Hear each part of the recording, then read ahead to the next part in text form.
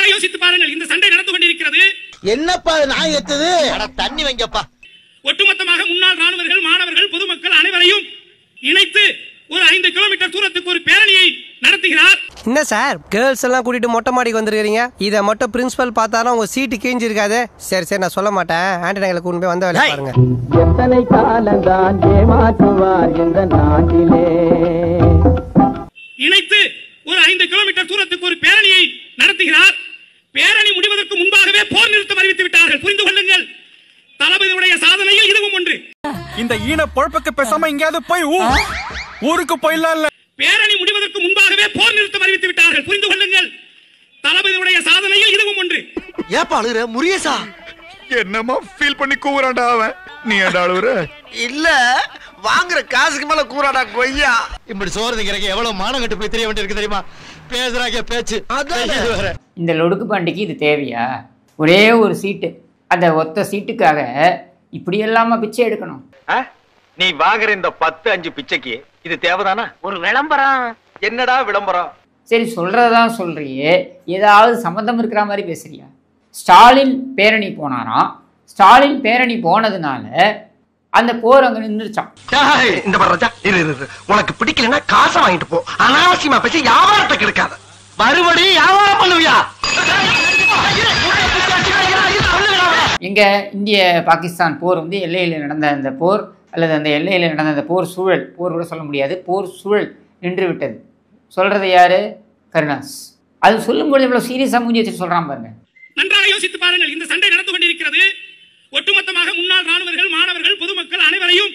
இல்லன்னா அது ஒழுங்கா சொல்ல. ஏன் மூஞ்சி போட்ட மாதிரி வச்சிருக்க? இந்த மாதிரி எச்சைகள் இருக்கும் பொழுது தமிழக அரசியல் எப்படி உருப்படும்?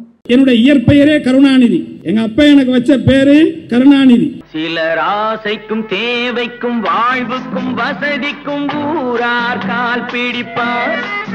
ஸ்டாலினுக்கும் இந்த எல்லை விவகாரத்துக்கும் என்ன சம்பந்தம்? வேற என்ன ஜோசப் ஸ்டாலினா? நமக்கு வாய்ச்சிருக்கிறது ஒரு ஜோக்கர் ஸ்டாலின். அதாண்டா இதாண்டா ஜோக்கர் நான் தாண்டா. அதாண்டா இதாண்டா ஜோக்கர் நான் தாண்டா.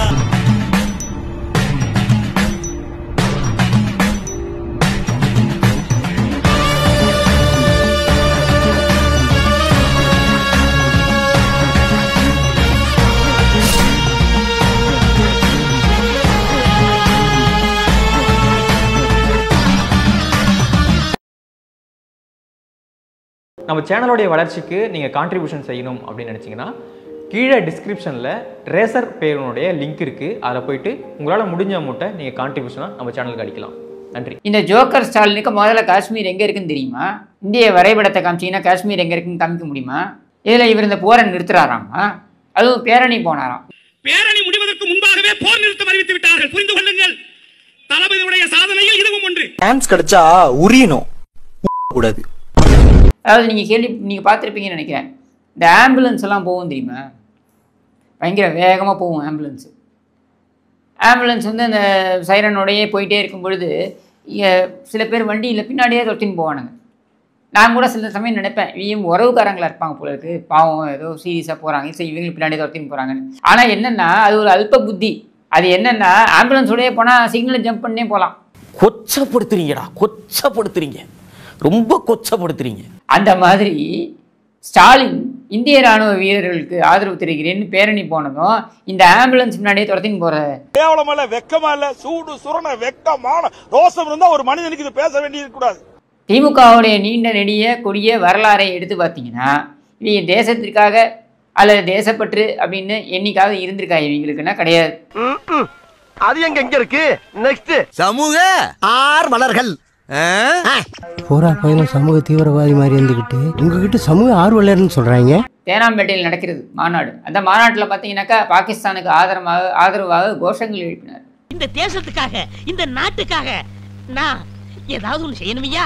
ஒண்ணே ஒண்ணு நீ செய்யலாம். சொல்லுங்கய்யா. இந்த நாட்டை விட்டே ஓடி போய் என்னங்கய்யா?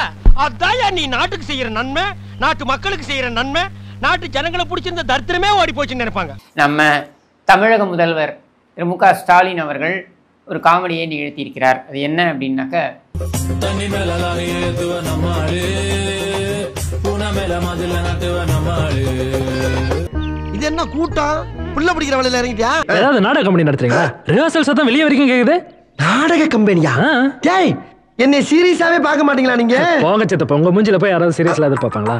இந்தியாவில் எனக்கு தெரிஞ்சு மேபி எனக்கு சிற்றறிவுக்கு எட்டிய வரைக்கும் வேற எந்த மாநிலமும் இந்த விஷயத்த பண்ணல. எதுக்குடா இம்புட்டி விளம்பரம்? பெரியப்பா, ஊருக்குள்ள பெரிய மனுஷன்னா மூக்கு கீழே காக்கா பார்க்கறது மாதிரி மீசை மட்டும் வச்சுக்க கூடாது. இப்படி எல்லாம் டபுள் பாஸ் வேலை காமிச்சாதான் பயக மேலவாங்க. நம்ம தமிழக முதலமைச்சர் அவர்களும் துணை முதலமைச்சர் அவர்களும் குறிப்பாக திராவிடர் கழகத்தின் தலைவர் ஐயா ஆசிரியர் வீரமணி அவர்களும் கலந்து கொண்டு ராணுவத்தை பாராட்டுற அணிவர்கள் கலந்துக்கிறாங்க. இதெல்லாம் நடக்குமா நினைச்சனே, நடந்துருச்சு.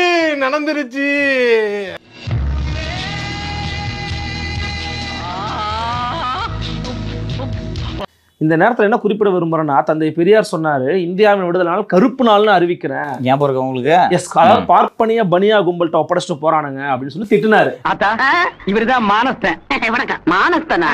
மூஞ்சி பார்த்தா அப்படி தெரியலையே. ஆங்கிலேயர்கள் ஆமா அவர்களுக்கு பதிலாக ஒரு பார்ப்பனிய பனியா கும்பல்கிட்ட கொடுத்துட்டு போறாங்க. அதனால இந்திய சுதந்திர நாள் கருப்பு நாள். அந்த இயக்கத்தின் தலைவர் மரியாதைக்குரிய ஆசிரியர் இந்திய ராணுவத்தை பாராட்டு அணி போல கலந்துக்கிறாரு.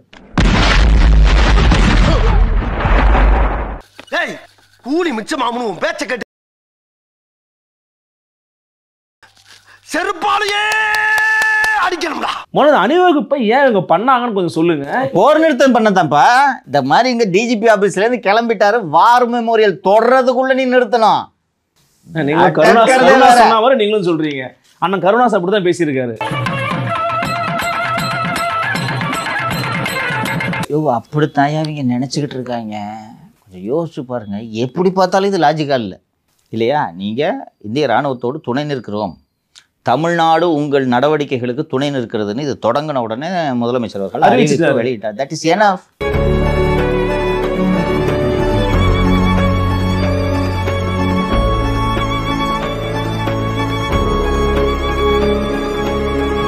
அந்த திராவிட இயக்க அரசியல் எக்ஸ்பைரி டேட்டை தொற்றுச்சு. சொன்னீங்க போன வாரம் ஒரு தடவை சொன்னீங்க. ஒரு ரூபா ஏக்கு நெத்தில வைக்கிறதுக்கா? அழுவுடாது வச்சுட்டேன். போதுமா? நல்லா இருக்கா? டான்ஸ்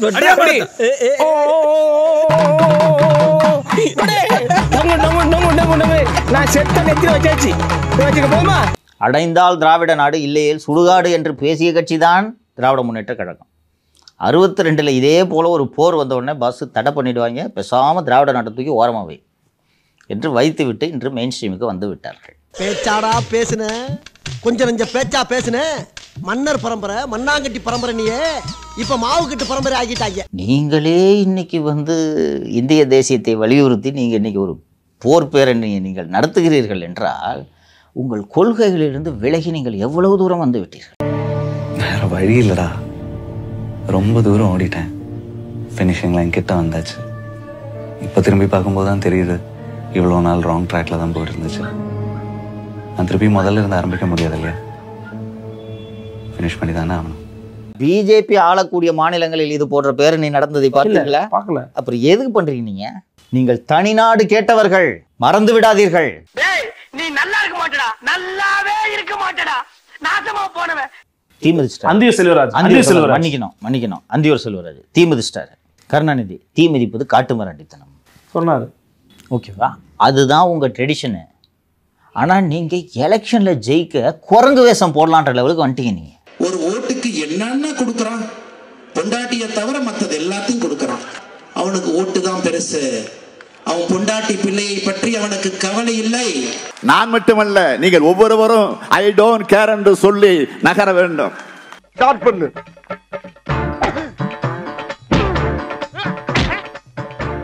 இங்கிட்டு வா. அப்படியா? படைக்கலடி. மண்டையில மட்டும் அடிச்சிடாத, கொலைகேஸ்ல உள்ள போயிருவேன்.